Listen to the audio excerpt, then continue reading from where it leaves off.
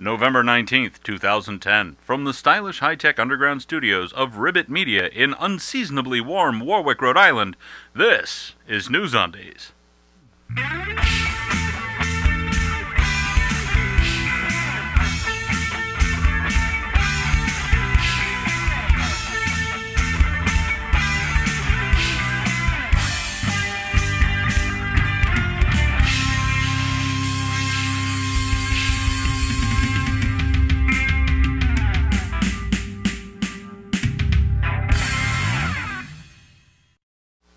For November 19th, 2010, this is NewsUndies, all the news that shouldn't be news. I'm Paul Torville with these headlines. Muslim pilgrims pretend wall is Satan, throw stones at it. Walmart's Q3 profits up. Vatican goes high def, Pope's resemblance to Palpatine even clearer. Against doctor's advice, Michael Douglas buys green bananas. Walmart drug plan, giant retailer may not be acting in customers' best interest. Shock! Pope plans new gaffes only HD viewers will appreciate.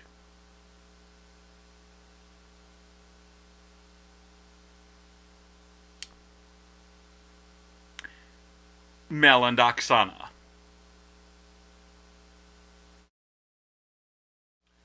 Hey gang, it's time for celebrity birthdays once again. I got my cake hat on, let's rock. For Saturday the 13th, Dak Rambo, dead, and Whoopi Goldberg. For Saturday the 14th, Aaron Copland, dead, and Fred Hayes, dead. He's not dead.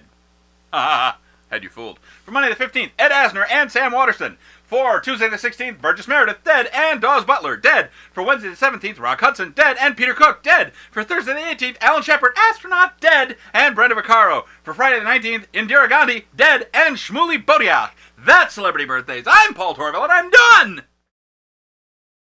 We'll have stories in detail right after this. It seems I've acquired a reputation as something of a shameless self-promoter. I don't know how that could have happened. In any event, there's something for nearly everyone in every weekly episode of NewsUndies. Check out NewsUndies at www.newsundies.com or on YouTube. Subscribe on YouTube. Like us on Facebook. Follow us on Twitter. Share it with your friends. NewsUndies, every Friday at newsundies.com. Check it out! As Sean Hannity struggled to contain his perfectly respectable conservative non-gay man crush on former President George W. Bush, Bush himself prattled on in his own special way about the things that were written in the historical novel cleverly disguised as a memoir called Decision Points, which lists him, Bush, as the author. Mr. Bush's recollectations of events surmounting the 9/11 were clearly misstated and entirely pericombobulating.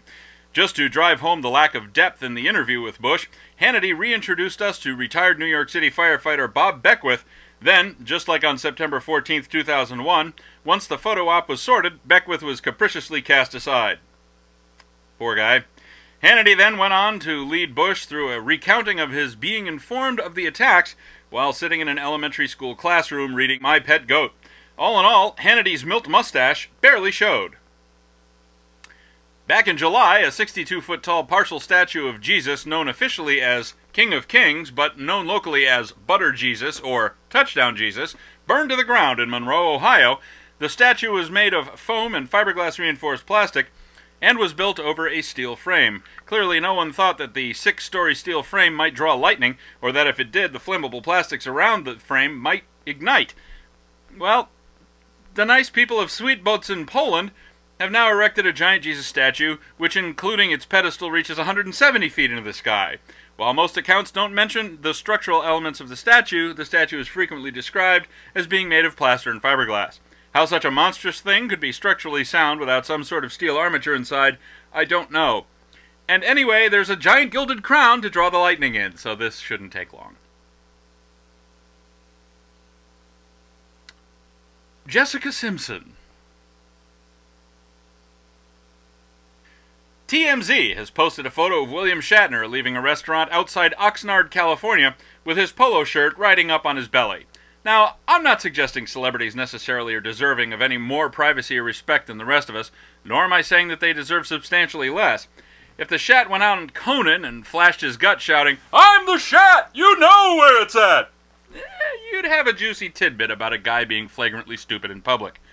This This is just shy of recording his bathroom noises, as if he was expected to be some superhuman who never had to take a crap.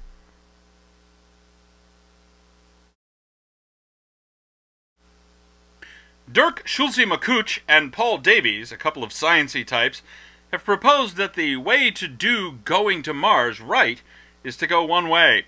Some are horrified, others see it as the way to go. Here are Pig and Sheep with their thoughts. There's plenty of problems here on Earth we can ignore in a far more costly way, simply by starting unnecessary wars and giving more tax dollars to the wealthy. Mars is far away, and besides, if God wanted us to be there, he would have put us there himself. Drill, baby, drill. Mama Grizzly, you betcha. Wait, what just happened? Oh. Alright. What is being proposed is not in principle all that different from many of the bold missions of exploration and colonization of the 15th, 16th, and 17th centuries. In fact, the explorers we sent out would be far better equipped and more knowledgeable about what lay ahead than, say, Columbus. Well, that's what Pig and Sheep think. What are your thoughts? Email them to ovcomments@newsundies.com. And now, here's Moose Weintraub with a Sports Half Minute. Moose Weintraub Sports Half Minute. It's a whole half minute of sports. 30 seconds of sports. Moose Weintraub Sports Half Minute. Here's your Sports Half Minute. I'm Moose Weintraub. Competitive gurning dates back to at least 1267. Currently, the World Championship is held in Egremont, Cumbria, in England.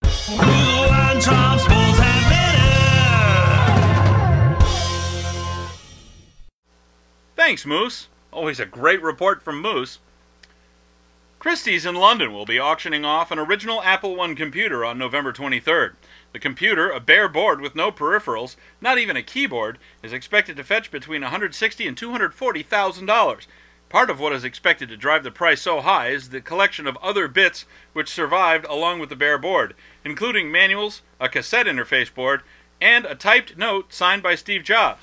I wonder how much I can get for my old Atari 800 XL. At least it has a keyboard. We'll have your exclusive pastcast weather and the final news roundup right after this.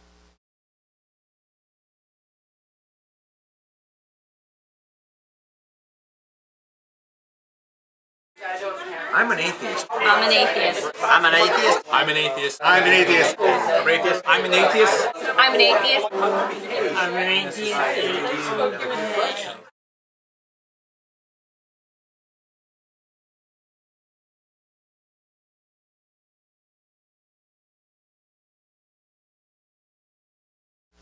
And now, here's your exclusive pastcast weather for the week ending Friday, November 19th, 2010.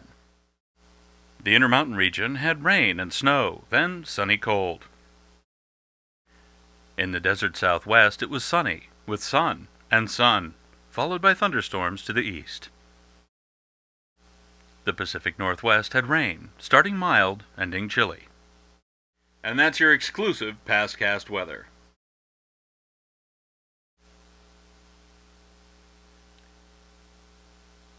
Michael freaking Jackson.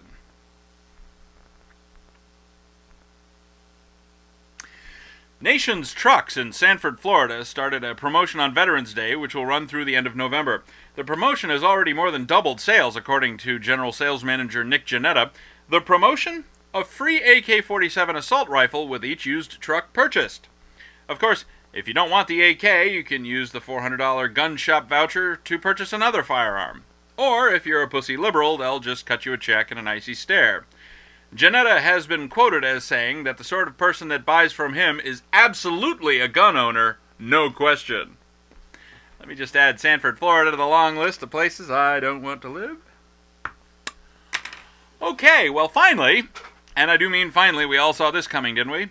Nidal Malik Hasan, the alleged gunman in last year's Fort Hood shooting, which left 13 dead and 30 injured, has completed the first step toward a general court-martial in the matter.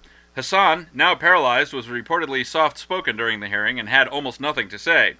There is yet to be any public determination as to whether Hasan acted alone or under the direction of, say, wigged-out Imam Anwar al-Awlaki, who provided spiritual advice to Hasan, and to Umar Farouk Abdul Muttalab, a.k.a. the Christmas underwear bomber, as well as 3 of the 9/11 hijackers. Thank goodness he's not a threat. Yeah. Well, that's all for this edition of NewsUndies. Remember, NewsUndies is normally a weekly show, but we'll be taking a week off for the Thanksgiving holiday. We'll be back on Friday, December 3rd with fresh undies. If you see news that shouldn't be news, email your story tips to undies@newsundies.com. Thanks for watching. Until next time, I'm Paul Torville. After that, I might be reading decision points.